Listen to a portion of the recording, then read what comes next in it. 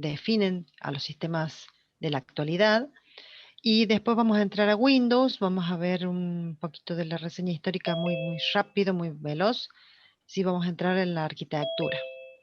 Y vamos a ver si llegamos a ver la organización del sistema operativo y el modelo cliente-servidor. Profe, ¿hay posibilidad de que nos pase las presentaciones antes de las clases para ir tomando nota en la fotocopia? Sí, Genaro. A ver cómo hacemos. Si las quieren tener ahora, ¿saben cuál es mi problema? Es que yo no sé hasta dónde llego, pero bueno, te prometo que para la próxima preparo una filmina completa y si no llegamos, quedaría marcado hasta dónde llegamos para poder comenzar en la siguiente. Porque yo corto la filmina hasta el tema de donde llegué, pero ahora voy a hacer eso. Voy a dejarles una filmina preparada de lo que yo tengo programado y si no llegamos, reanudamos desde allí para la próxima. Bien, características de los sistemas modernos, sistemas operativos modernos. En realidad, cuando hablamos de sistemas operativos modernos, surgió ese concepto hace varios años atrás, pero en la actualidad todos los sistemas operativos están cumpliendo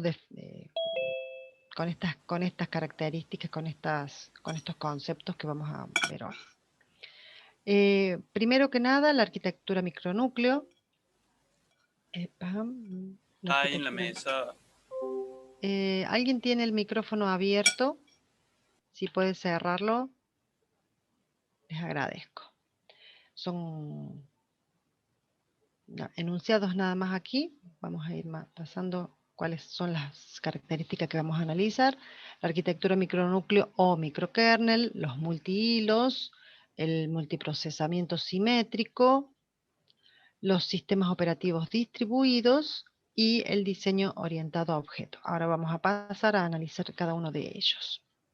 Con respecto a la arquitectura micronúcleo, también llamada microkernel, ustedes, ¿qué les parece que puede definir esto de micronúcleo o microkernel?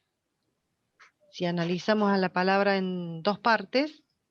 Y un núcleo pequeño, ¿no? Un núcleo pequeño.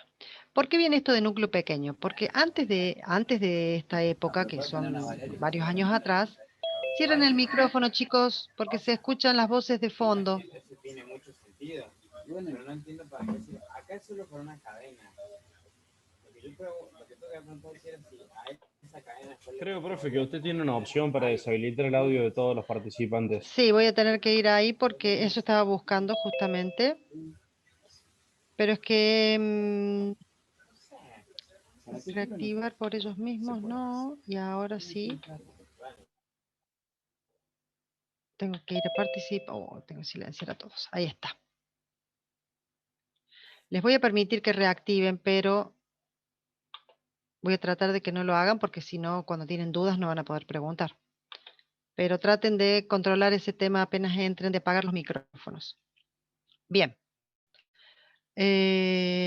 Como les decía, esto de los sistemas operativos modernos no es que sean de la actualidad, no es que sean, perdón, de la actualidad, no es que sean de ahora, de este año, del año pasado, sino que vienen de varios años atrás.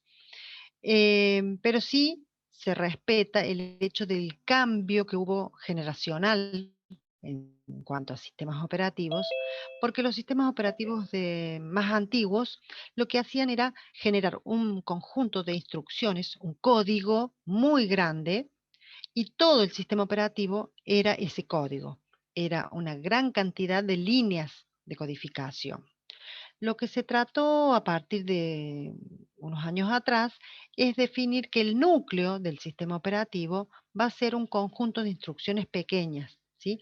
Es un programa pequeño en cuanto a tamaño y en cantidad de líneas.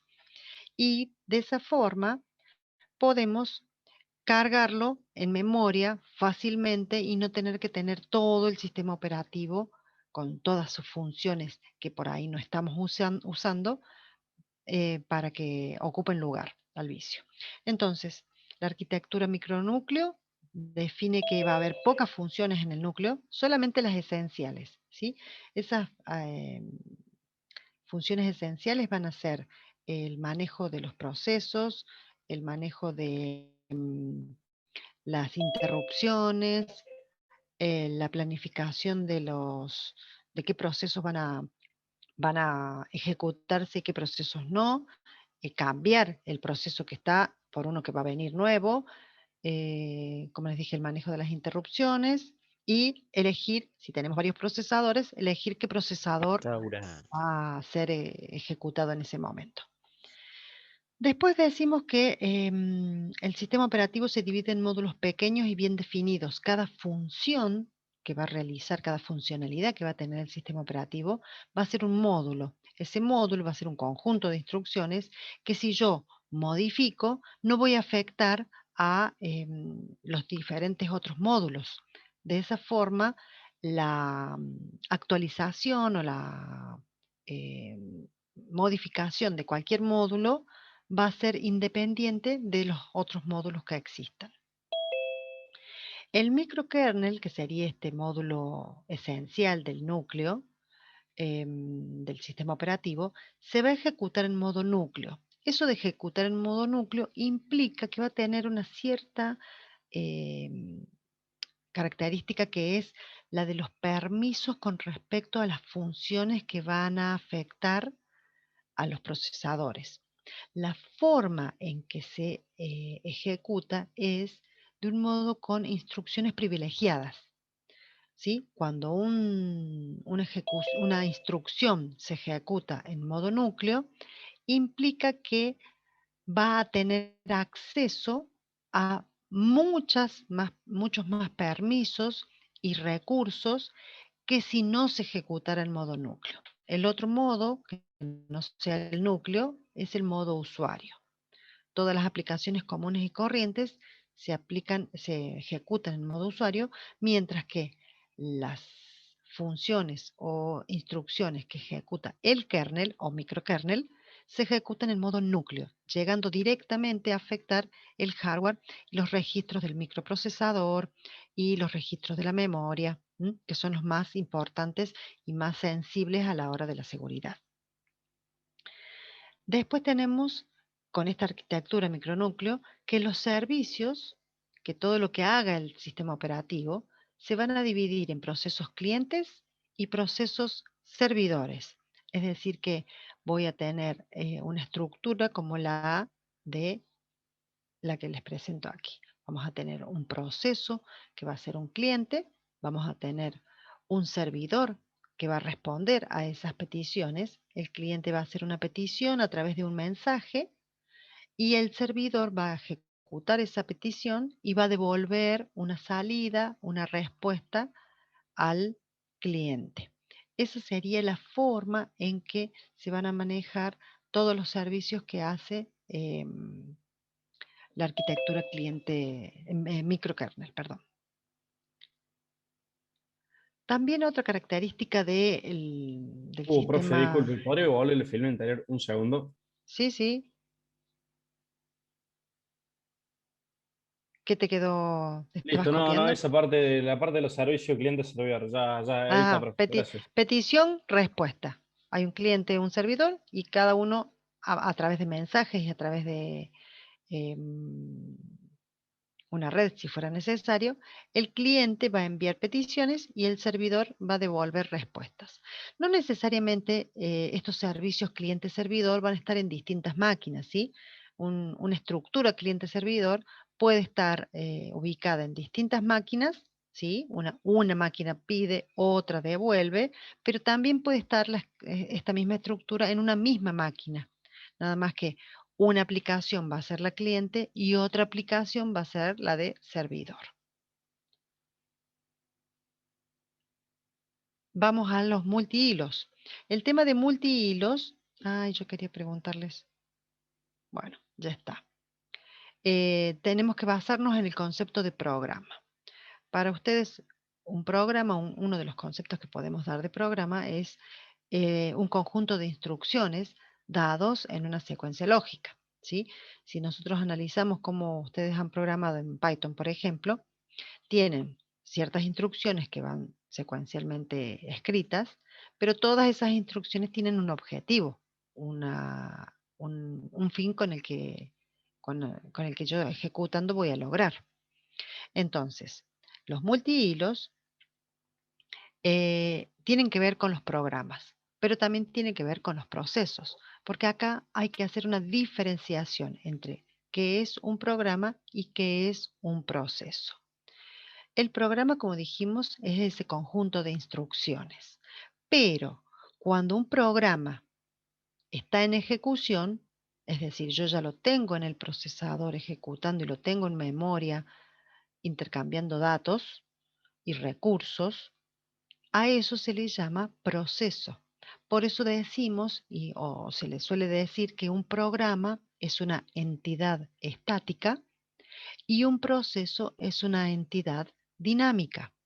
Un proceso para mí contiene un programa, ¿sí? Contiene un programa, pero también contiene los recursos asociados a ese programa. Es decir, si hay archivos, si hay datos, si hay registros, variables, constantes. Todo eso está contemplado dentro de un programa, dentro de un proceso, pero no están dentro de un programa. ¿Se entiende la diferencia entre uno y otro? A ver si hay algo en el chat, porque veo que no me está llegando a mí cuando hago compartir pantalla, no me aparecen los chats. ¿O será por esto? A ver. Sí, no me parece. Ahora lo veo. Uf.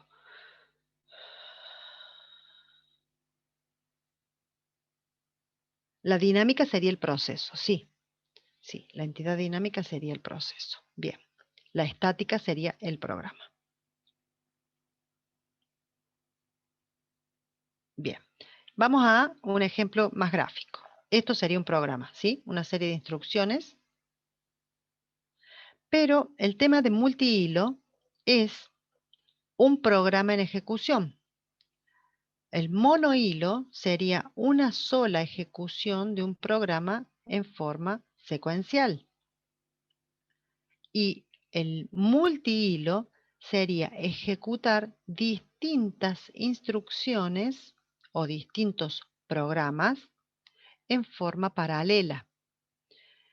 Eso de paralelo ya lo veríamos cómo se implementaría, pero por lo menos a nosotros nos parece que estamos ejecutando varios procesos al mismo tiempo. ¿Cómo visualizamos esto en la práctica? Algo que sea más tangible para ustedes. Yo tengo un procesador de texto, ¿sí? Un proceso o un hilo del proceso. El procesador de texto sería un proceso en actividad.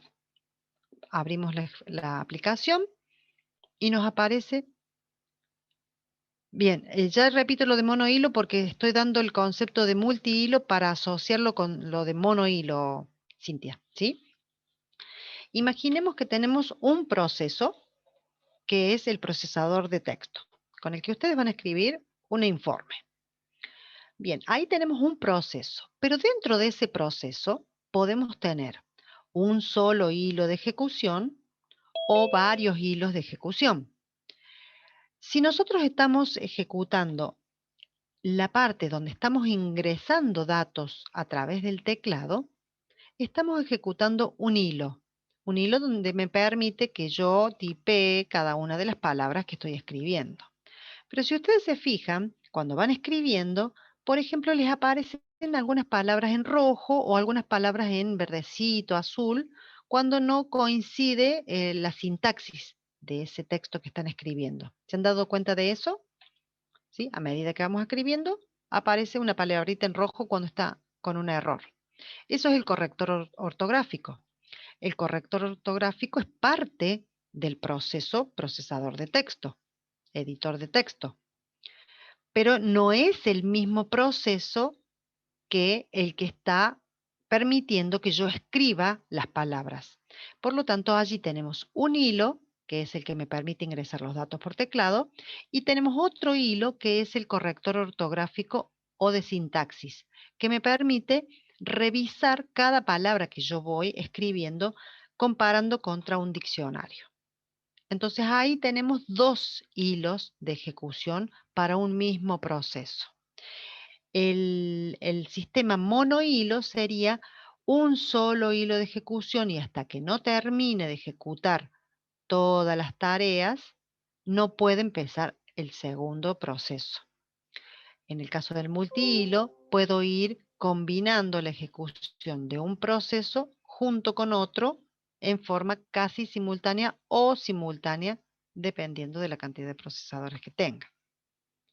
Ahora hace falta que repita, Cintia, el concepto. No, profe, gracias. Bueno, perfecto. Es suponerle, profe, que usted dio el ejemplo de lo que sería en un procesador de texto. Entonces, Sí. quedamos en que un hilo sería que como que te tome lo que vos tipeas en el teclado y el otro hilo sería que te va corrigiendo comparando con el diccionario, para que queden bien Por dicho. ejemplo, sí. Ah, Y perfecto. habría otro tercer hilo para avisarme cuando yo voy cometiendo errores en alguno de los clics que haga en el menú. ¿Sí? Ahí habría un tercer hilo, por ejemplo. Supongamos otro ejemplo, también mucho más claro. Una página web, ¿sí? Tenemos el acceso a la V de la facultad. La facultad tiene un servidor que tiene la V, pero hay bueno, exagerada. Hay miles de alumnos que pueden acceder al mismo tiempo. Entonces, el servidor, cuando ustedes le hacen una petición de abrir uno de los cursos, abre un hilo de ejecución, ¿sí? Y les devuelve y les entrega y les devuelve, perdón, les recibe y les devuelve alguna petición que ustedes le han hecho, les devuelve una salida, un dato. Pero otro alumno también lo hace al mismo tiempo y usa el mismo proceso, pero con otro hilo, es decir, no es un proceso diferente, es el mismo proceso, el mismo programa, perdón, que se repite varias veces. O sea, son dos situaciones donde vemos el entorno multihilo, pero cada uno de ellos puede ser el mismo programita que se repite en cada usuario que lo solicita. En ese caso también tenemos un entorno multihilo, porque el servidor está atendiendo a varios programas que están pidiendo lo mismo, el dato para entrar a un curso en particular.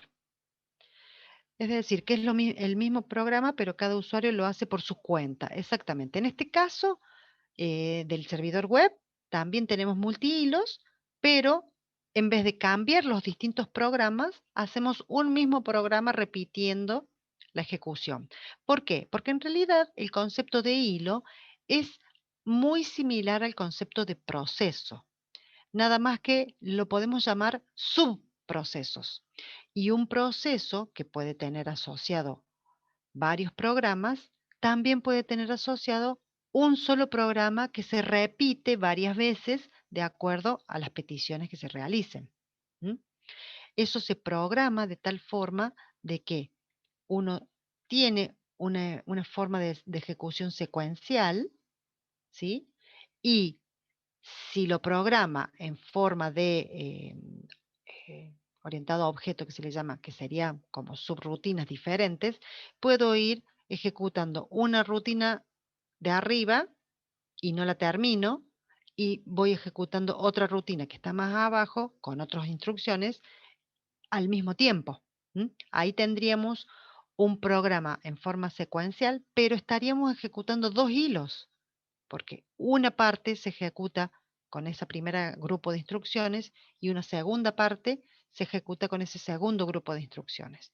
Cuando tenemos un entorno monohilo, estamos ejecutando uno detrás de otro y no podemos saltar de uno a otro, sino que siempre tenemos que seguir esa estructura hasta terminar para poder comenzar el próximo proceso.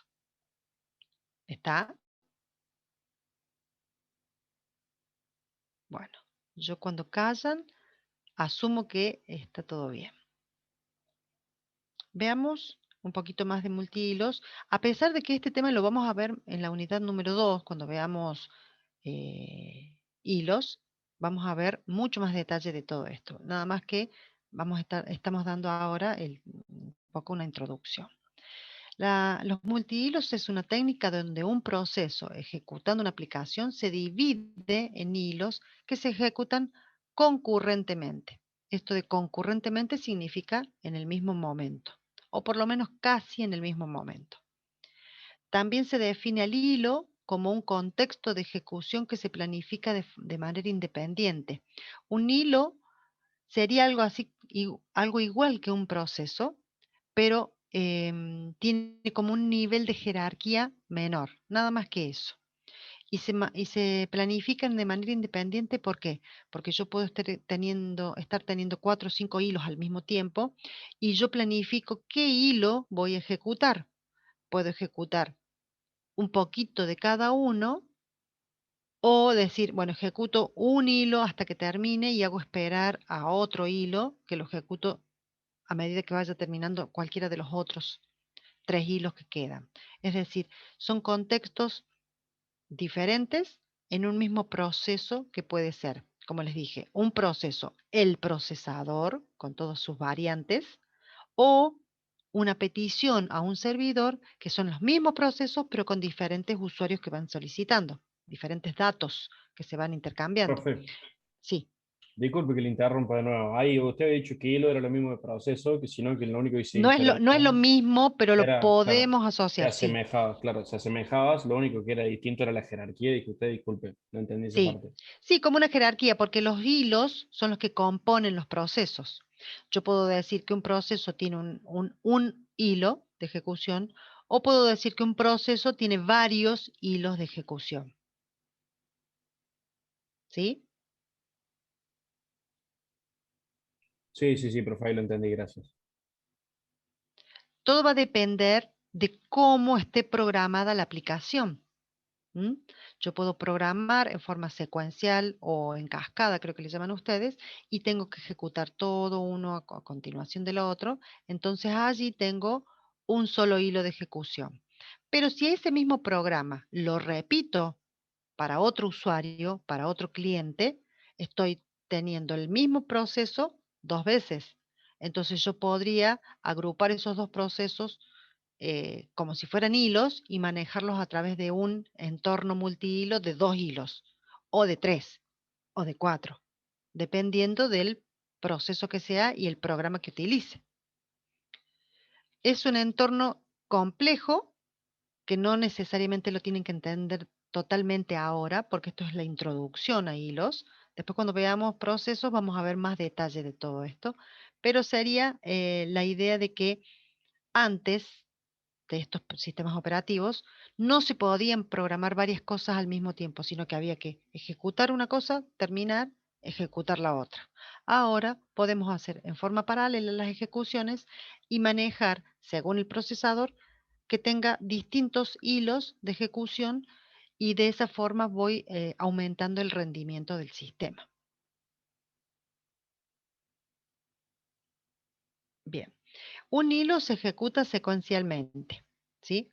Paso a paso, pero es interrumpible para que el procesador pueda cederle el turno a otro hilo. Es decir, yo vengo ejecutando un hilo, pero si el procesador decide que se detiene ese hilo para continuar con otro hilo, ese hilo queda pendiente, se ejecuta otro y cuando termina, el procesador puede decidir volver a ese hilo. Como voy a tener varios hilos, sería lo mismo que hablamos de multiprogramación, ¿sí? Cuando hablamos de multiprogramación, que decimos que se empezaba un proceso y luego cuando se detenía ese proceso se empezaba un segundo y cuando se detenía empezaba un tercero para que no se tuviera tiempos muertos. Bueno, el hilo funciona de la misma forma que los procesos. Como les dije, el tema de la jerarquía es lo único que define a un hilo de un proceso. Es un entorno diferente porque el proceso puede contener hilos, ¿sí? Sí o sí, yo defino un proceso que tiene un entorno con características, con estados, con variables que van a ser comunes entre sí. Ahora, si yo tengo un proceso de un procesador de texto, por ejemplo, y por el otro lado tengo un proceso de un sistema de facturación, ahí no puedo tener un solo proceso con 2 hilos. Ahí voy a tener 2 procesos, quizás con un hilo cada uno o con varios hilos cada uno, pero no puedo combinar dos actividades diferentes porque no son el mismo programa ni son el mismo proceso que va a tener las mismas variables, ¿sí? El entorno multihilo tiene que ver con cosas en común que van a tener esos procesos que se van ejecutando. Como les dije, por ejemplo, el procesador de texto va a ser sobre una aplicación que tiene sus funcionalidades. Permitir escribir, el corrector ortográfico, verificar que no vaya cometiendo errores en el tipeo y cliqueo de las funciones, por ejemplo. Por el otro lado, otra aplicación que va a ser el servidor que entrega y recibe peticiones con distintos usuarios, pero es el mismo programa. Tienen cosas en común también. Ahora, dos cosas totalmente diferentes no pueden conformar dos hilos de un mismo proceso, ¿sí? El proceso tiene que tener algo en común para que divida en dos hilos. No sé si les aclaré o les compliqué más la vida. ¿Avanzo? ¿Se entendió, Sí, profe? profe. Bien, bien, gracias. Vamos. Proceso es un conjunto de uno o más hilos, ¿sí? Un proceso sí o sí puede estar formado por uno o más hilos. Un hilo no puede estar formado por distintos procesos. Al revés, no.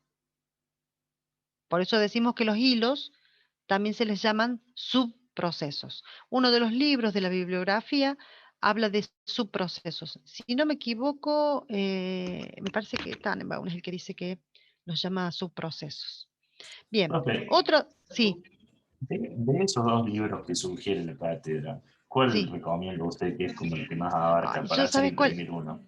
Para hacer imprimir uno solo, para hacer imprimir Sí, fotocopiado o algo así, yo te o para diría, buscarlo en Mercado Libre y bien, comprarlo. te explico. Tannenbaum es un libro que tiene varios capítulos que usamos, pero Stalin también. Entonces hay de Tannenbaum, ponele 7 capítulos del libro y 4 de Stalin, que están muchísimo mejor. Entonces, mi consejo es, si vas a comprar uno, compra Tannenbaum. Sí, comprar. Si es fotocopiar, yo te diría que busques esa fotocopia que venden en la fotocopiadora con capítulos completos del libro, ¿sí? Y esas fotocopias tienen el capítulo tal de tal libro y el capítulo tal de tal libro. Entonces han hecho un compendio de varios capítulos diferentes. Está Ahora bien. bien, no usen unas fotocopias que andan dando vuelta de alumnos que han tomado nota y que han hecho un resumen. Yo les digo porque he tomado examen, justamente en el examen pasado, si no me equivoco fue el último de marzo, que desaprobamos a un alumno y tenía algunos conceptos erróneos. Me dice, no, eso no lo sabía, profe, esto no lo sabía. Digo, ¿de dónde estudiaste? Del apunte, me dice. Ah, bueno, pero del apunte, yo pensando que era el apunte de las fotocopias de los libros. No, no, no, era un apunte que había hecho un alumno de un año anterior, que había hecho un resumen de varias hojas, ponele 40 hojas, había hecho un resumen a mano y lo había pasado. Y de ahí había estudiado. Obviamente, ese alumno que hizo el apunte no escribió todo lo que tenía que escribir o escribió conceptos en forma errónea, entonces no le sirvió a este alumno porque no aprobó.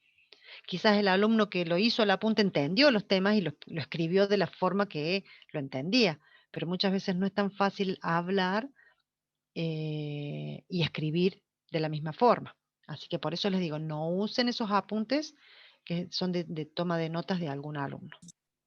Bien, Vamos entonces al hablo de la fotocopiadora y pregunto ahí por Claro, el pregunta, teórico ese. ¿sabes? La fotocopiadora que yo les ¿Del dije es la del pescado? CATA, la del CATA. Ah, sí, La del CATA es la que tenía sistemas operativos. gracias, profe. Ustedes, Yasmín, en su momento, no sé si estaban subidos de los dos libros. Em, yo voy a ver si los tengo las copias, pero tengo, me parece, los PDF de los libros. Si me, no sé si por mail son medios pesados. Pero en todo caso lo que puedo hacer es avisarles en algún momento, porque no me dejan dejarlos colgados en la UV. Yo, si puedo, se lo pasaría a alguien que me mande un link No, pero es que no me va, el mail no me lo va a dejar. El mail mío no lo va a dejar. Lo que voy a hacer es dejárselos un día, yo les aviso al referente del curso, lo cuelgo, cuando me diga que ya lo descargó, lo saco, porque no me dejan tenerlo así. Yo lo conté ahí, ¿Se profe, lo entiende? pasé ahí por el grupo de WhatsApp. Ah, bueno, entonces ya está, ya está. ¿Y Sí. estaban en la UB? ¿Estaban en la UB? No, saqué ahí donde dice la modalidad académica, la bibliografía recomendada, y Sí. busqué que sea el mismo ISBN y lo encontré. Ah, perfecto. Pero hay un libro que es el de Linux. Ese sí está libre para que ustedes lo usen, porque es nuestro. Sí, Pero ese el de sí, ese sí. El de Tannenbaum y el de Stalin es el que tienen que bajar ustedes para la parte teórica. Perfecto. Bueno, seguimos. La tercera característica que vamos a ver es el tema de multiprocesamiento o multiproceso simétrico, ¿sí? SMP se le llama porque son las siglas en inglés. ¿Ustedes saben qué significa multiproceso simétrico? ¿O alguien sabe a qué se está refiriendo con esto? Miren que yo ya les puse el grafiquito, así que es una ayuda.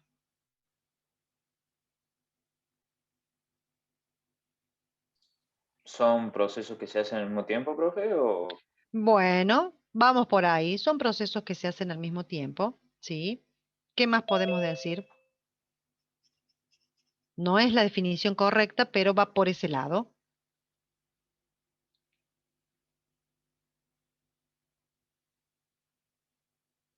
¿Qué puede definir un multiproceso simétrico? Ejecuciones en paralelo, ¿puede ser? Sí, también. Ese es más genérico, está más correcto, pero no dice exactamente lo que es. Bueno, lo aclaro para no perder tanto tiempo. ¿Ven que dice P1, P2, Pn-1, Pn? Acá no son procesos, son procesadores, o sea, núcleos. Cuando yo tengo varios núcleos, varios procesadores, trabajando en forma paralela, en forma simétrica. A eso se refiere con multiprocesamiento simétrico, cuando tengo varios procesadores que ejecutan al mismo tiempo distintos procesos. Es más, cada procesador puede hacer un proceso diferente o cada procesador puede hacer un hilo diferente, según el concepto de hilo que ya vimos. ¿Sí? No es el mismo proceso, sino un proceso puede ser el mismo, pueden ser en el proceso 1 y perdón, en el procesador 1 y en el procesador 2, puede haber el hilo 1 y el hilo 2 de un proceso, y en el procesador 5 y 6, supongamos que tengo 6 procesadores, en el 5 y el 6 puedo tener dos procesos diferentes, ¿sí? Una planilla y un procesador de texto. Y acá el hilo 1 y el 2 de un proceso que sería un servidor web, por ejemplo. Entonces, cada procesador va a ser independiente, pero van a trabajar en forma simétrica. ¿Por qué? El tema de la idea de simétrico es porque cualquiera de ellos, cualquiera de los procesadores, ejecuta al sistema operativo. Es decir, en un momento el sistema operativo está acá, termina su ejecución, cuando vuelve a ejecutar, se ejecuta acá, cuando vuelve a ejecutar, se ejecuta en el último, detiene, cuando vuelve a ejecutar, se ejecuta en el PN, o siempre se queda en el mismo. Es indistinto en dónde se va a ejecutar el sistema operativo. A eso se le llama simétrico. Esos procesadores tienen un bus, que es la parte crítica, porque todos se tienen que conectar al bus del sistema y todos acceden a la memoria RAM, que es compartida, porque es una sola máquina que tiene varios núcleos ejecutando al mismo tiempo. Cuando nosotros hablábamos de multiprogramación, estábamos hablando de un solo procesador que alternaba entre distintos procesos. Entonces, a nosotros nos simulaba que estábamos ejecutando varios procesos al mismo tiempo, pero en realidad era un proceso, detenía, otro proceso, detenía, otro proceso, detenía. En cambio acá Yo estoy en realidad ejecutando varios procesos al mismo tiempo en forma real. La otra era simulada. Esto es en forma real. ¿Se entendió?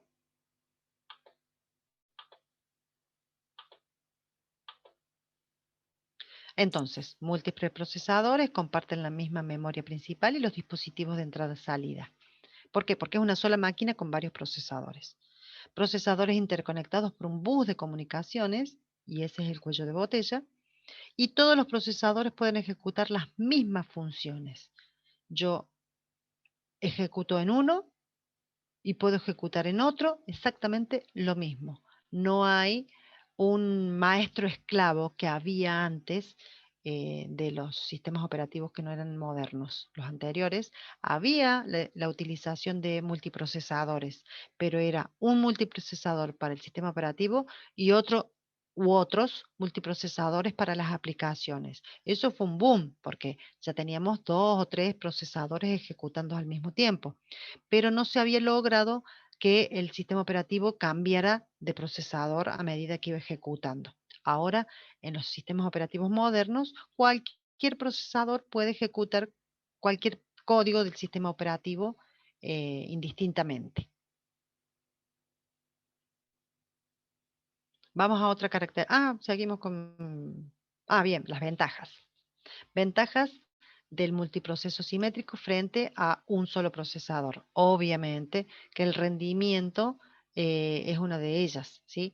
Cualquier trabajo se puede ejecutar en forma paralela, por lo tanto, el rendimiento del sistema va a ser mucho mayor que si tuviéramos un solo procesador. Eso es de cajón, ¿no? La disponibilidad, por ejemplo, si yo tengo ejecutando un sistema operativo en un procesador y ese procesador por algún motivo se cae, se detiene, el sistema operativo pasa a ejecutarse a otro procesador y la máquina no se detiene, ¿sí? No se clava. Entonces, el hecho de tener varios procesadores y en forma simétrica hace que el sistema sea disponible fácilmente. Cuando teníamos ese sistema de maestro-esclavo, donde un procesador ejecutaba el sistema operativo y el resto ejecutaba las aplicaciones, si ese procesador se caía, todo lo demás no funcionaba, porque ese procesador era el único que manejaba al sistema operativo. En este caso ahora ya no, ya está resuelto ese problema. Después, crecimiento incremental. Es decir, un sistema de informática, un sistema de cómputos puede crecer en forma incremental, es decir, aumentando, con solo agregar procesadores adicionales al sistema. Y ya el sistema operativo le es lo mismo trabajar con 4 procesadores que con 6 procesadores, con 8, 12, 16 procesadores, ¿sí? La cantidad de procesadores no le afectan al sistema operativo. Y el punto último que tiene como ventajas es la escalabilidad, es decir, hay variedad de productos nuevos, software nuevos que están basados en la cantidad de procesadores que disponen. Entonces, mientras más procesadores disponemos, esas aplicaciones o productos van a hacer uso de los números de procesadores, de la cantidad de número de procesadores. Entonces, el sistema operativo es más escalable, es decir, va a seguir siendo vigente porque todos los productos van a seguir usándolo. Bien, otro concepto que vemos como característica es el de sistemas operativos distribuidos. De esto vamos a hablar poquito porque tenemos toda una unidad al final del año para ver sistemas operativos distribuidos. Es un sistema operativo que no está, ¿cómo podríamos decir? Comercialmente vigente, ¿sí? Son desarrollos científicos, desarrollos de empresas que se están haciendo como sistemas operativos distribuidos, pero todavía, por lo menos aquí, no estamos usando sistemas operativos distribuidos. Estamos usando sistemas operativos en red. Pero los sistemas operativos distribuidos lo que tienden es a hacer que los usuarios puedan acceder a recursos remotos. Es decir, yo como usuario voy a acceder a un disco o un procesador o la memoria de alguien que está en otro lugar, que no sea aquí en esta máquina, y sin embargo no me voy a dar cuenta de que estoy trabajando con esa máquina o con ese disco o con con esa memoria. Porque en los sistemas distribuidos se anula la visión de que allá es un recurso que se va a llamar A y aquel va a ser un recurso que se va a llamar B. Yo no voy a tener ubicación física de las cosas, sino solamente un nombre. Y con el nombre yo accedo acá, allá o allá. Yo voy a acceder a la memoria. Y si hay disponible memoria en una máquina cercana, accedo a esa. Y si hay disponible memoria en una máquina mucho más lejana, accedo a esa memoria. Es decir, es como, exactamente, la nube funciona como un sistema operativo. Funciona simulando un sistema operativo distribuido. Pero sí, pero lo que pasa es el concepto, o sea, en la práctica es muy diferente. ¿Sí? El código del sistema operativo es totalmente diferente, pero el concepto es lo que habría que hacer hincapié. El distribuido trata a todos los recursos por igual. En una red, en un sistema de red, nosotros tenemos que decir que nos conectamos con la www.frcutn.edu.ar, ¿sí? Y vamos a ese sitio físicamente a través de la red y sacamos los datos de allí. Ahora bien, en un sistema distribuido, yo no tendría que decir que tengo que ir a la www, sino que diría, voy a ir a buscar los datos de los alumnos. Y podría estar allí, como podría estar en la casa de mi hermana, que tiene una máquina con la red conectada y todo lo demás, o en la casa de un profesor. Y no sé físicamente dónde está. Puede estar un poquito en cada uno, pero yo no me voy a dar cuenta, no voy a tener es transparente a mí. Es decir, yo lo que hago es buscar el dato y de donde esté me lo van a mandar. En cambio, ahora, en la actualidad, nos manejamos con el sistema operativo de red porque yo sé a dónde tengo que conectarme para buscar eso. Tengo que saber Disculpe, cuál es el profe, lugar. esta parte de sistema operativo distribuido como que no me cierra mucho la idea entre lo que No te sería cierra. acceder a recursos remotos y a recursos locales. ¿Cuál sería la diferencia entre eso? O sea, ¿sería Bueno, los independientemente del lugar donde locales, estén? independiente del lugar, ¿sí? Remotos se refiere a lejanos y locales se refiere a propios, pero yo no sé si yo estoy usando mi memoria o la memoria de otra máquina. No sé si estoy usando los datos de mi disco o los discos de otro, porque en realidad todo es una sola cosa, ¿sí? Es un sistema que tiene distribuida el procesamiento y los recursos. Pero desde el punto de vista de la práctica, el nombre del recurso que yo voy a usar no está asociado con una máquina. Es como que yo lo pongo a disposición a todos juntos.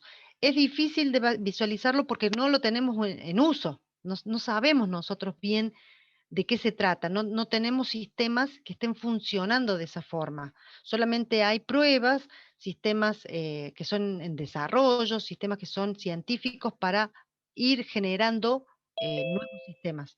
Pero eso sería una característica a la que van a tender todos los sistemas operativos actuales. ¿Mm?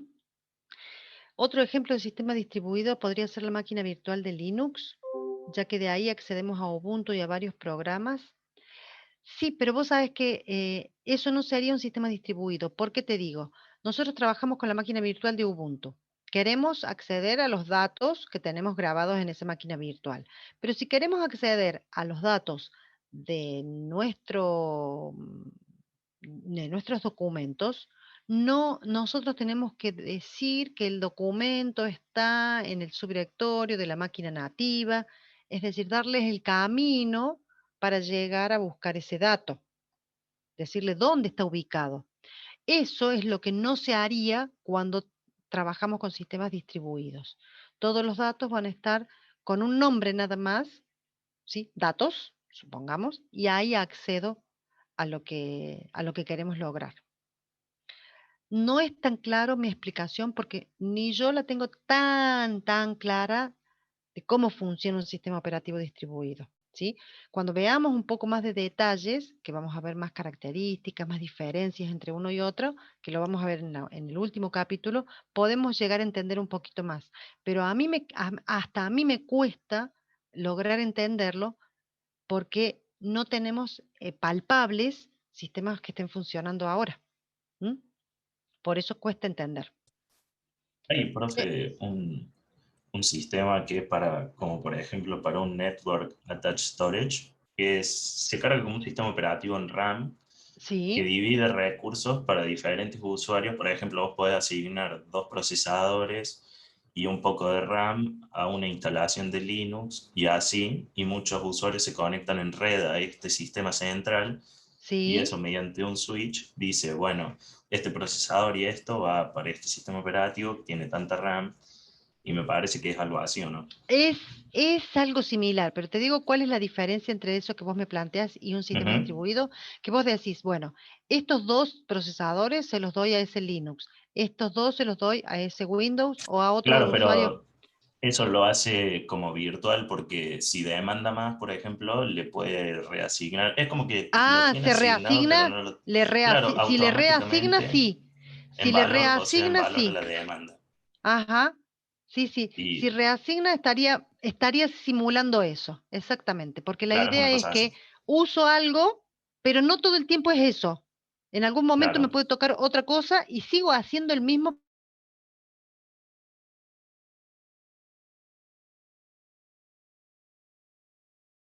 corre exactamente. y Pero administra los recursos por debajo. administra los recursos por debajo sin que el usuario se dé cuenta.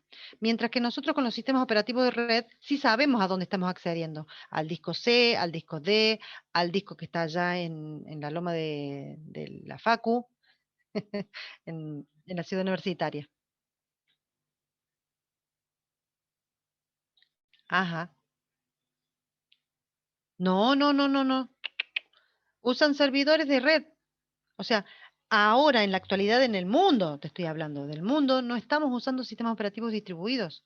Prácticamente no hay, eh, debe haber empresas que están desarrollando, pero están en desarrollo. Hay muchos que existen en alguna universidad como para prueba, pero no se están usando en forma comercial en las empresas, en todo el mundo, sino que hay pruebas, están haciéndose, digamos, desarrollos de tipo beta, ¿sí? Que no están funcionando completamente.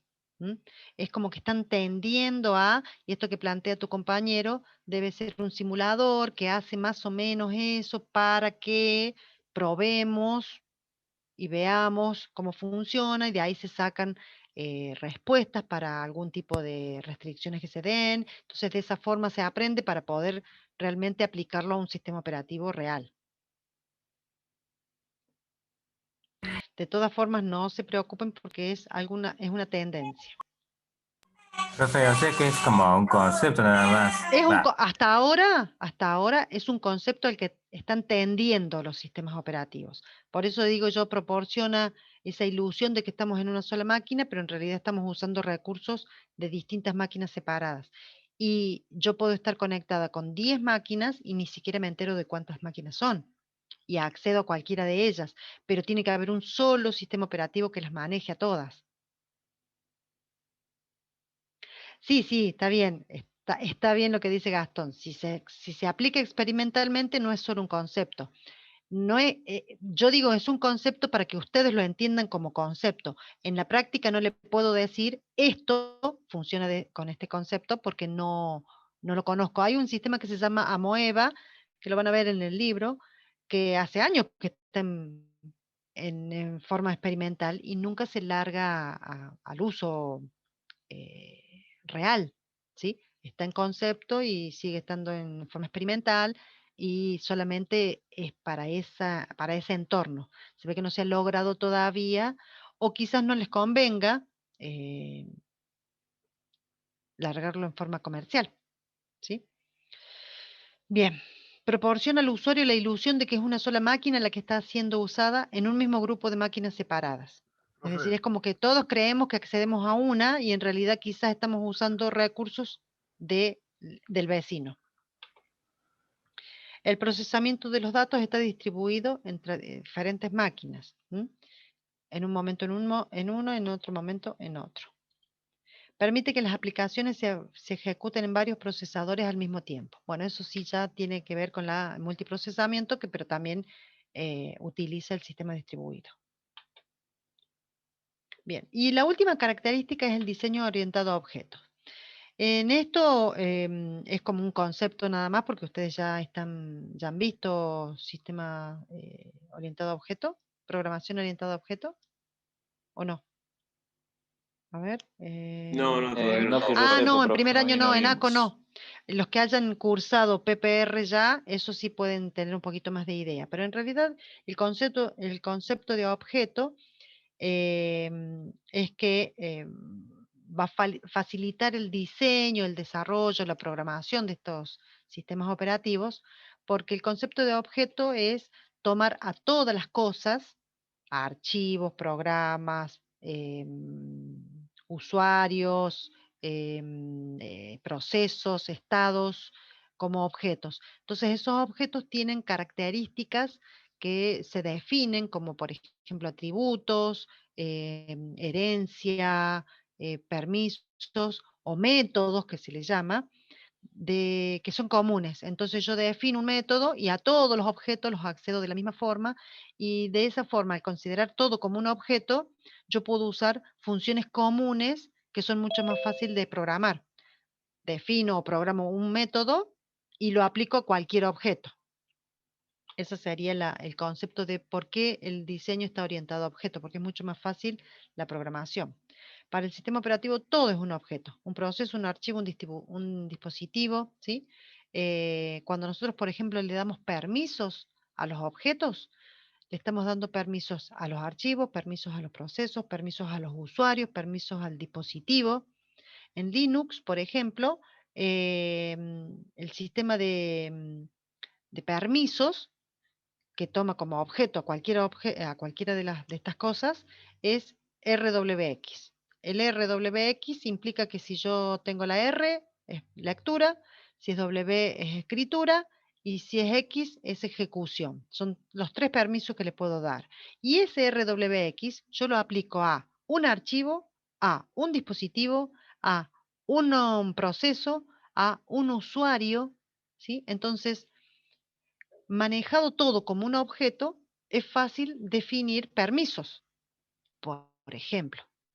Eso sería el diseño que está orientado a objetos. Los sistemas operativos usan a los objetos para poder programar más fácilmente. Estos recuerden que son características generales y que nosotros a medida que vayamos avanzando en la materia vamos a ir viendo. ¿Sí? Ahora quizás tengan muchas dudas con respecto a varias cosas, pero es como para que ¿PPR la tienen ahora? Lucas me dice que PPR lo vemos ahora. No lo tienen. Es un curso contra En segundo cuatrimestral, cuatrimestre. profe. Ah, contra cuatrimestre. Claro, porque me parecía que lo tienen en el segundo cuatrimestre. Bien. Un objeto puede controlar la exclusividad de los accesos a su estado a través de sus métodos. Bueno, es lo que acabo de decir. La exclusividad de accesos tiene que ver con permisos. Yo lo dije de permiso, pero se llama accesos. Y bien, terminamos con las características. Entonces, estas 5 características son las que definen a todos los sistemas operativos actuales. Tender a el diseño orientado a objetos, tender al sistema distribuido, usar multiprocesamiento simétrico, usar hilos o multihilos. Y el primero, no me acuerdo cuál era, que les había dicho. Déjame ver. 3, 2. Arquitectura micronúcleo.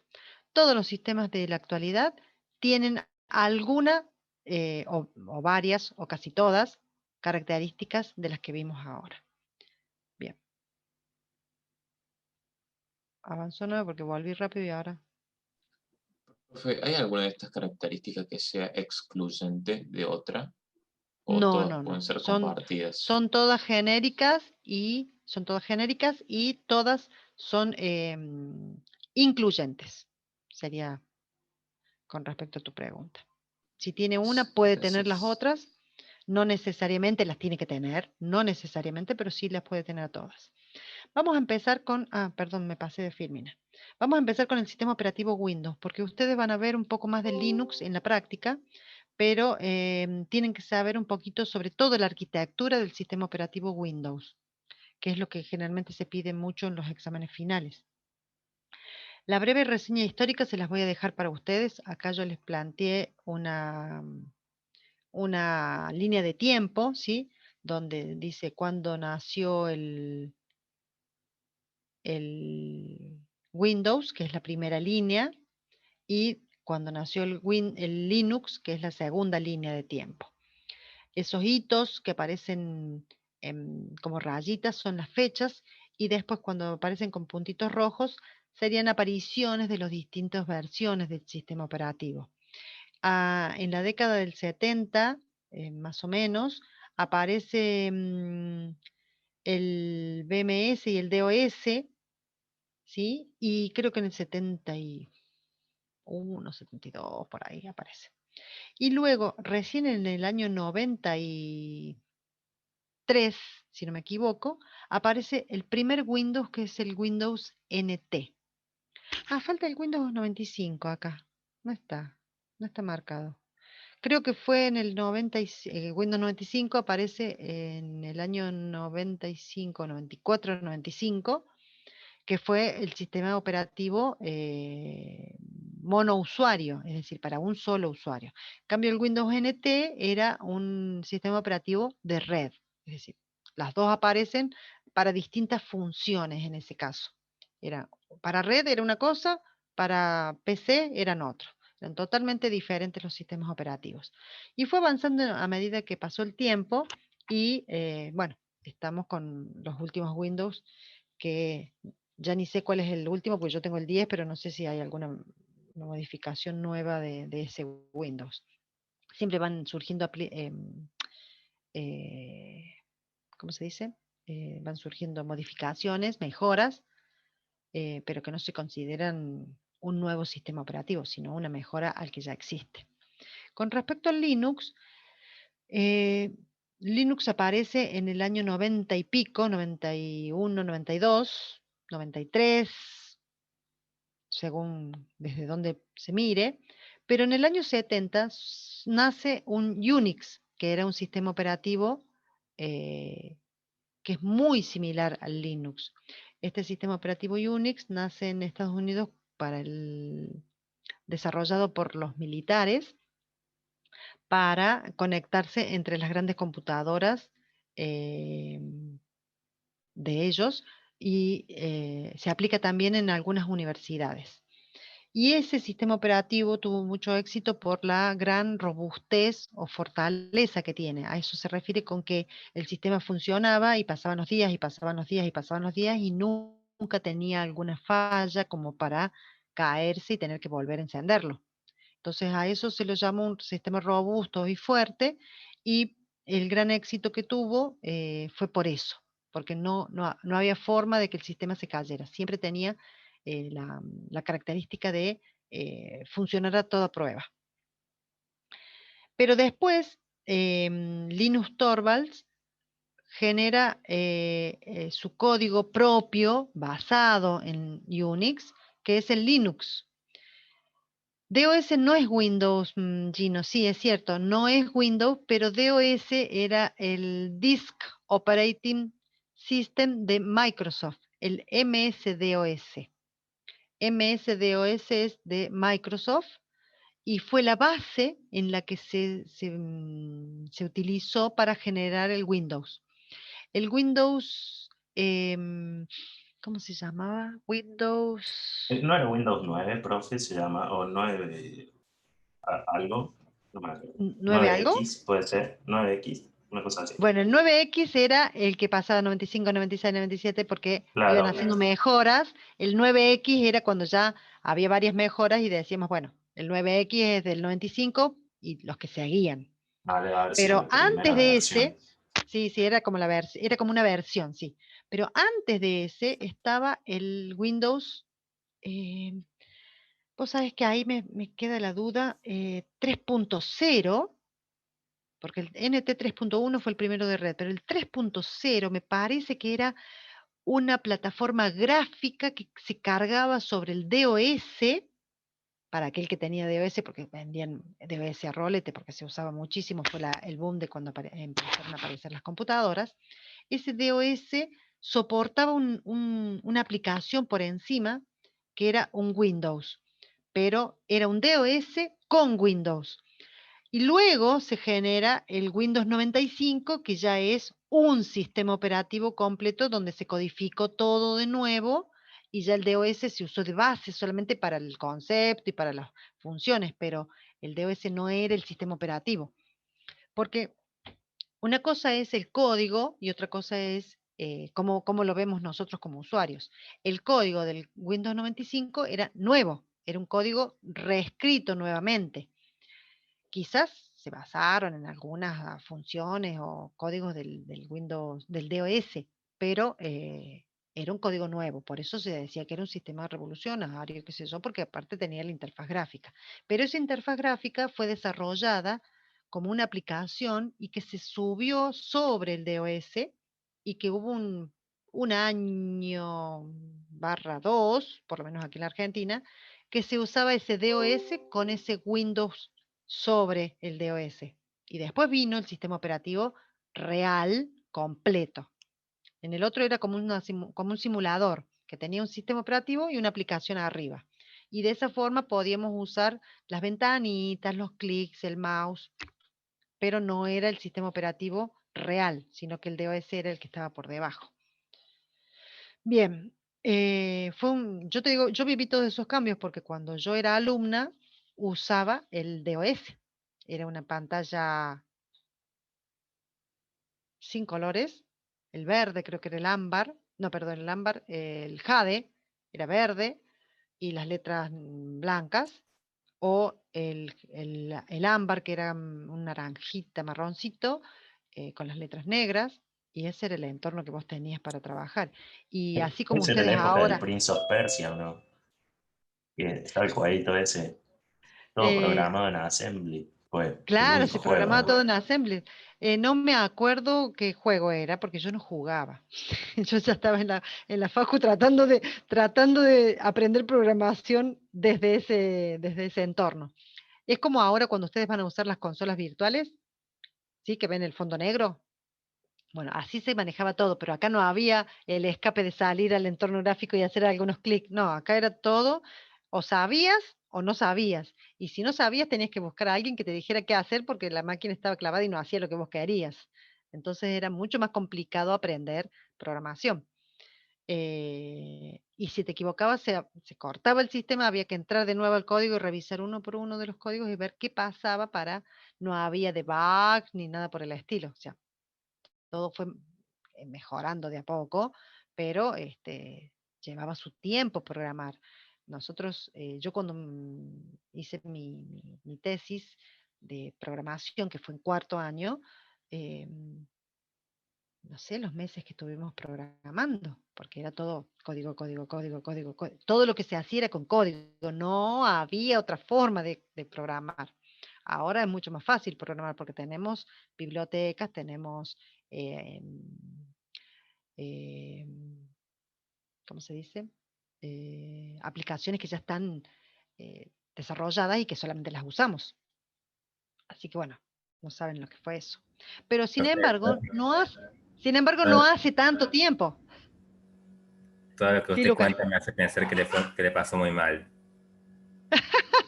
La verdad que sí, chicos, porque era un sufrimiento. O sea, ¿sufrimiento en qué sentido? Que teníamos que cumplir con las fechas y el tiempo no nos daba. No era que la pasamos mal porque era feo. A mí me encantaba, pero era estar horas y horas sentados en la máquina haciendo cosas. No era tan fácil. Y los sistemas que hacíamos no eran un sistemita de un alta, una baja y una modificación. Eran sistemas completos que funcionaban en una empresa. ¿sí? Teníamos que buscar una empresa real y ese sistema lo implementábamos en una empresa real y teníamos que dejar contentos a las personas que les estamos haciendo el sistema y gratis encima. O sea, no era tan fácil en cuanto al tiempo. Quizá también era difícil porque no todos teníamos, yo en su momento, yo recién en cuarto año me compré mi máquina, pero primero, segundo y tercero yo tenía que ir a la facultad para ir probando comandos, escribiendo los códigos, probando el sistema operativo, todas esas cosas, era más difícil porque no todo el mundo podía acceder a una computadora. ¿M? En el fines de en el 85, tirando a 90 recién empezó a venderse en forma más masiva una computadora personal. Pero el que tenía computadora era porque tenía mucho dinero para comprarla. ¿Sí? Te diría que casi que comprar un medio auto. No cualquiera tenía computadora. No tengo un auto, pero medio auto sí. Sí, bueno, sí, la verdad con los precios de ahora, pero no, era mucho más caro, chicos. Eran varios sueldos como para comprar. Y Ahora hay John frameworks, von Neumann, claro. el creador de la arquitectura de von Neumann, que era la base del procesamiento, murió hace poco. Entonces todo evolucionó en Claro, 30 años. por eso les digo que no es que hace tanto tiempo, no es que hace tanto tiempo, chicos. El tema es que la evolución de la tecnología ha sido tan rápida que tenemos que yo que vi el paso y veo lo que es ahora, digo, oh, esto es una pavada, pero por eso no me resulta para nada difícil usar Linux. En cambio, a ustedes yo entiendo que al no estar acostumbrados a usar eso desde la primera instancia, es como que se niegan a usar el modo comando, el modo texto. Che, avancemos porque mira la hora que es y nos falta un montón. Bueno, entonces Linux se basó en el código que tenía Unix, pero este muchachito que tenía entre 18 y 20 años, era un estudiante universitario, desarrolló el kernel de Linux, ¿sí? Basándose en las funcionalidades que tenía Unix. Decían algunos que había copiado código. No sé, pero cuando empezaron a hacer una comparación entre un código y otro, no tenían nada que ver, a pesar de que hacía lo mismo. Por lo tanto, nunca se pudo probar de que él había copiado código, porque se hizo creo que se hizo en su momento como una comparación por el hecho de que decían que había copiado el código de Unix, pero en realidad lo que había copiado era el concepto de cada una de las funciones y las cosas que hacía el sistema operativo. Por lo menos fue eso lo que se demostró. Y a medida que fue pasando el tiempo, fueron apareciendo las distintas versiones del kernel de Linux, pero también aparecieron las distribuciones, que es lo que ustedes ven como Ubuntu, Fedora, eh, Red Hat, SUSE, Gentoo, CentOS, todas las distribuciones que aparecen, que están basadas sobre un kernel de Linux. Ese kernel fue modificado 5 veces. Acá tengo en el 2010 la versión 4, pero que en realidad ya está la versión 5.9, me parece.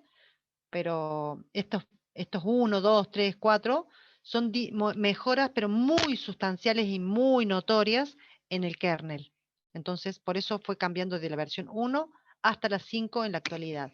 Y después las mejoras más pequeñas sí le cambian el punto 1.2, punto 3, punto 4, punto 5, y yo creo que está en el punto 5.9, me parece.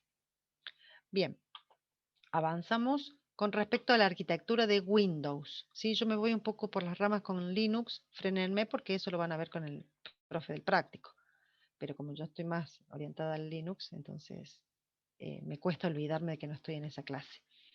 Bien, el sistema operativo Windows tiene la estructura modular, esa estructura que hablábamos cuando decíamos que el microkernel y los servicios son modulares, ¿sí? Respeta esa estructura porque le brinda mucha flexibilidad. La estructura modular permite que cuando yo tenga una función o un servicio funcionando, tome otro servicio y pueda modificarlo sin afectar a ese servicio que estoy utilizando o que está funcionando correctamente, ¿sí? El hecho de trabajar con módulos hace de que sea flexible las modificaciones y las actualizaciones. ¿Mm? Para ello, Windows trabaja con... ¡Ay, se me fue! Perdón. Para ello trabaja con dos grupos de aplicaciones. Los subsistemas de entorno, que le llama, y el sistema operativo. Estos dos grupos o dos partes se dividen porque uno se ejecuta en modo usuario y el otro grupo se ejecuta en modo núcleo. Los modos de ejecución tienen que ver con algo que les mencioné yo antes, que es el acceso a las distintas instrucciones. Nosotros tenemos instrucciones privilegiadas e instrucciones no privilegiadas. Las instrucciones privilegiadas tienen que ver con que acceden directamente al núcleo del sistema operativo que accede el núcleo del sistema operativo y que acceden directamente a la memoria, a los registros del microprocesador, a los registros de la memoria, les dije, sí, y al acceso del microprocesador básicamente. Cuando nosotros accedemos a esos recursos, que son los recursos más importantes y más susceptibles en cuanto a la seguridad, vamos a trabajar siempre con modo núcleo. ¿Quién trabaja en modo núcleo? Solo el sistema operativo, pero no todo el sistema operativo. Algunas partes del sistema operativo, que son el sistema ejecutivo, el propio kernel y la HAL, o la capa de abstracción de hardware, ¿sí? Esas tres partes trabajan en modo núcleo, que tienen muchos más permisos para realizar cosas, y se lo define como la parte del sistema operativo. Luego tenemos una segunda parte, que es los subsistemas de entorno, que se ejecutan en modo usuario, es decir, en el modo no privilegiado, y que está orientado a las aplicaciones. ¿Mm? Vamos a ver un grafiquito a continuación que divide con esta línea negra gruesa las partes que se ejecutan en modo usuario y las partes que se ejecutan en modo núcleo. Ustedes van a ver que en Windows, si buscan un esquema, una gráfica de la arquitectura del sistema operativo Windows, tendría que aclarar que es Windows acá, después lo voy a poner antes de subírselo. Van a ver que aparece un esquema mucho más complejo, ¿sí? Con varias partes, con distintos nombrecitos. Lo que se hizo acá en este esquemita es simplificar y sintetizar un poquito más para que no se les haga un mundo al leerlo, porque es terrible ver esos gráficos. Entonces, este gráfico es un poquito más simple de los que se presentan normalmente con la arquitectura de un Windows. Entonces, les decía, esa línea negra separa el modo usuario del modo núcleo, es decir, qué programas trabajan en modo usuario, perdón, qué programas trabajan en modo núcleo. El kernel, básicamente, fíjense qué chiquito que es el gráfico, porque el kernel es un micronúcleo. Pero a su vez, hay otras aplicaciones que trabajan en modo núcleo. Los controladores de dispositivos, que son los drivers, trabajan en modo núcleo, porque acceden directamente al hardware. Me estoy riendo por el chat.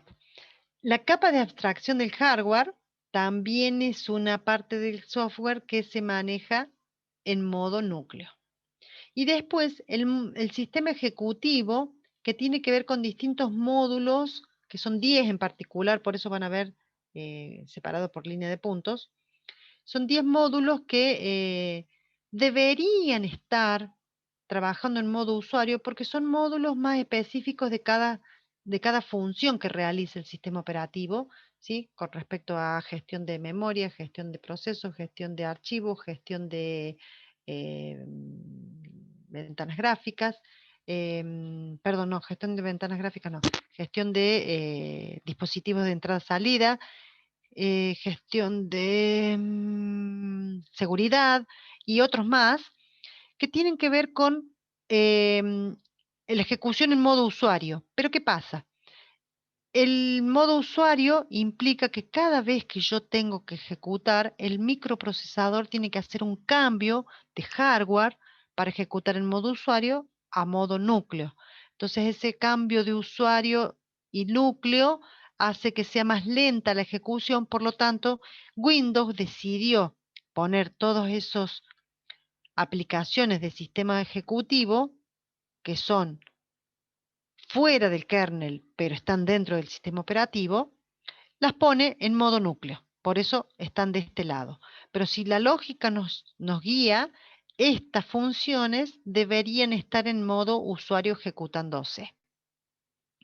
El gestor de ventana y sistemas gráficos también se ejecuta en modo núcleo porque necesita acceso a los dispositivos y de esa forma solo puede hacerlo en modo núcleo porque es el que trabaja sobre el hardware directamente. Después, las aplicaciones de modo usuario son estas, ¿sí? Proceso de soporte de sistemas, proceso de servicios, aplicaciones de usuario, subsistemas de entorno, subsistemas de LL. Vamos a ver en la siguiente un Eso lo de poquito sobre... subsistema DLL, profe, ¿qué sería? Ahora vemos eso, justamente ahora vamos a arquitectura y vamos a ver la parte de arriba. Los componentes de modo usuario son soporte de sistemas, procesos de servicios, aplicaciones y subsistemas de entorno. Las DLL son las librerías, Dynamic Link Library, es decir, las librerías de enlace dinámico. ¿Para qué se usan las librerías? Junto con los subsistemas de entorno, permiten ejecutar aplicaciones escritas para diferentes sistemas operativos. Es decir, yo puedo tener algunas aplicaciones que hacen específicamente una función para Windows, pero un software usa esa aplicación y otro software puede también usar esa aplicación. Entonces, los dos software, las dos aplicaciones usan esa API que la comparten. Entonces, el subsistema de entorno permite que esas API o DLL algunas puedan ser usadas en forma compartida. Yo puedo tener, voy a volver para atrás, puedo tener en el sistema de DLL aplicaciones de usuarios o procesos de servicios que usan esa DLL, la cargo una sola vez y todos pueden usarla las veces que quieran. Entonces, al ser compartidas, hace de que me permita hacer todas las aplicaciones que tienen que ver con ese sistema de entorno, por ejemplo, Windows. Si tengo aplicaciones que son para Linux, que son POXIS, también puedo subirlas y dejarlas en memoria para que distintas aplicaciones usen esa librería. Generalmente las ventanas emergentes o algún tipo de acceso a un entorno gráfico en particular o cómo guardar un archivo, cómo cerrar un archivo, ese tipo de cosas que son funcionalidades muy específicas, pero que funcionan de una forma para Windows o de otra forma para Linux, pueden ser DLL o APIs para poder compartirse entre las distintas aplicaciones. No son funciones genéricas, sino muy específicas y son pequeñitas y que van a estar disponibles para distintas aplicaciones que necesiten, ya sea para Windows, ya sean para Linux. A eso se refiere con subsistemas de entorno. Sí. Eso que dijo API, o sea, ¿es lo mismo que DLL? No es lo mismo, pero son similares en este caso. ¿Sí? API es Application Processing Interface, si no me equivoco. Programming, profe. Application Programming. Interface. Application Programming Interface es como un intermediario para que yo pueda programar más fácilmente. Fíjense que las DLL son librerías, las API son un conjunto de aplicaciones que permiten facilitar la programación sobre todo, porque cuando estamos programando podemos programar en un lenguaje, pero usar cualquier entorno de sistema operativo, ya sea Windows, ya sea Linux, o ya sea Mac o IBM. Entonces, esa API lo que hace es como buscar un entorno común para que todas puedan funcionar fácilmente y no tener que hacer una aplicación específica para DOS, hacer una aplicación, perdón, para DOS, para Windows, una específica para POSIX, otra específica para OS2 o IBM, ¿sí? Entonces, esas API es el entorno común. Las DLL son otras funcionalidades que tienen, en este caso, la misma aplicación. Son comunes para todas las funciones y como se pueden compartir, lo que permiten es aumentar el rendimiento del sistema porque las subo una sola vez y las distintas aplicaciones usan esa sola y no tienen que cada uno subir el archivo que necesita. Porque si no, cada proceso necesitaría esa aplicación. Un proceso de planilla de cálculo y un proceso de un sistema de facturación necesitan las dos esa API o esa DLL. Pero como las dos necesitan a una misma, el subsistema de entorno maneja una sola para que todos puedan acceder a ella. ¿Se entendió? Sí, profe. Sí, profe, yo tengo una Bueno, duda igual. empezamos, ¿cómo? Yo tengo una duda. No me quedó Sí. claro el concepto de DLL. ¿Me lo podría repetir? Librería de enlace dinámico. Es Ah, una librería, o sea, un conjunto de aplicaciones, y el enlace dinámico tiene que ver con que se va enlazando con la aplicación que la necesita. ahí está. Muchas Generalmente gracias. son varias DLL que tenemos cargadas en el sistema operativo. Y ese sistema operativo los carga justamente para que cualquier aplicación que la necesite, la usa. Empezamos de atrás para adelante. También los componentes del modo usuario son el proceso de soporte de sistemas, ¿sí? Y los procesos de servicios. Cuando hablamos de procesos de servicios, estamos refiriendo, cuando hablamos de aplicaciones, estamos refiriéndonos a aplicaciones comunes y corrientes de los usuarios. Todas las aplicaciones de los usuarios trabajan en modo usuario, no acceden al núcleo nunca. Es decir, ellas se comunican con el subsistema de modo kernel y de ahí el kernel con el sistema operativo. En cambio, las que trabajan en modo kernel se comunican directamente con con el hardware, quise decir. El kernel se comunica directamente con el hardware. En cambio, las aplicaciones de usuario o en modo usuario se comunican con el kernel para que el kernel se comunique con el hardware. ¿Está? Por eso tienen mayor privilegio. Después, los procesos de servicios son aquellos que se refieren a funcionalidades con respecto a los procesos, a los dispositivos, a las aplicaciones que manejan la administración de esos procesos, de esos dispositivos, de esos archivos. Y el proceso de soporte de sistemas tiene que ver, y ahí me olvidé. Déjenme ver en el grafiquito qué hacía el proceso de soporte de sistemas.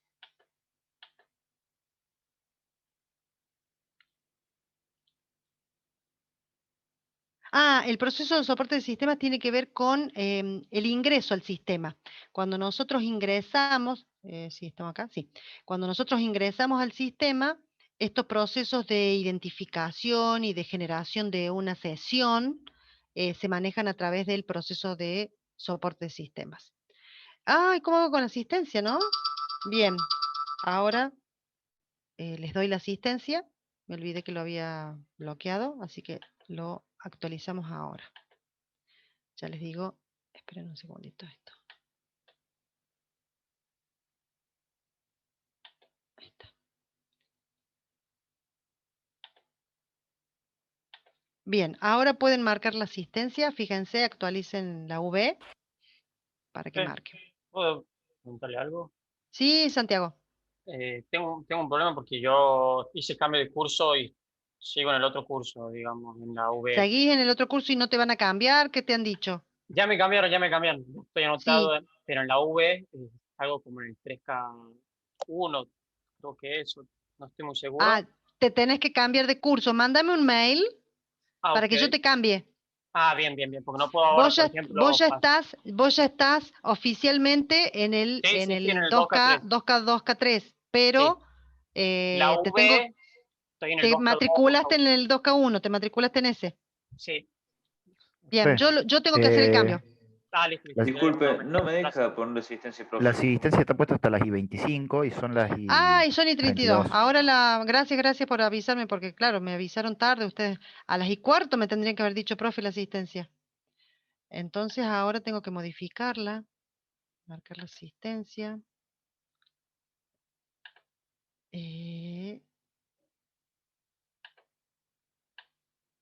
Cuando yo me pase así, ustedes me tienen que avisar porque yo me copo y voy siguiendo. Ahí está.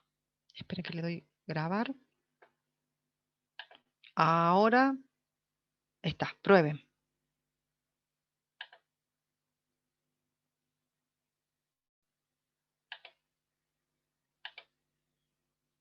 Listo, bárbaro. Claro, yo como se me pasó el tiempo, ya hasta las 25, que es el horario de clase.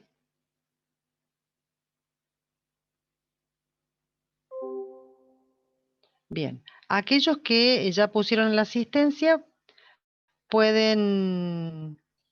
Ahí sí puedo, profe. Ahí está. Déjenme ver, voy a ver.